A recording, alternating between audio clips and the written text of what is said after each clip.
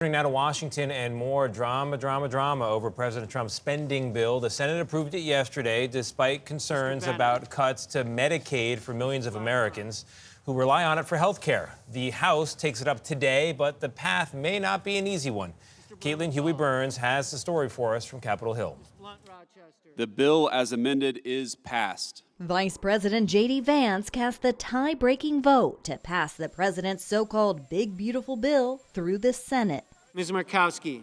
Republican leaders spent hours courting the vote of Alaska Senator Lisa Murkowski. She ultimately backed the bill after securing provisions for her home state. I advocated my state's interests. I will continue to do that. But on the other side of the Capitol, some Republican House members were quick to rain on the Senate's parade. What the Senate did is unconscionable.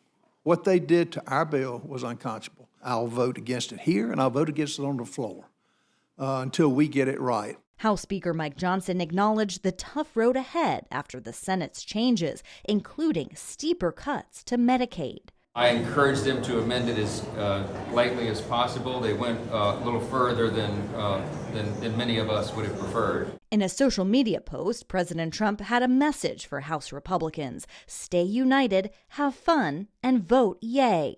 The bill would extend $4.5 trillion in tax cuts while adding new tax relief on tips and overtime pay.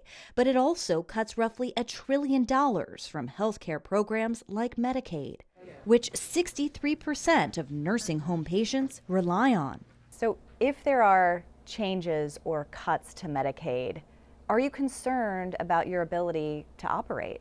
I would be.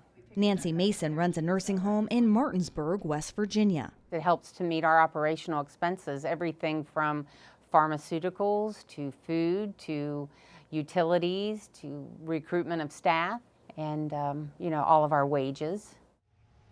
Democrats are united against this bill, arguing that it favors the wealthy. And there's new analysis from the Wharton School at Penn that finds this will cost the lowest income Americans about $970 each year by the year 2030. It also finds that the top 10% of income earners stand to benefit the most. Now, the White House argues that the tax cuts in this bill will benefit all Americans.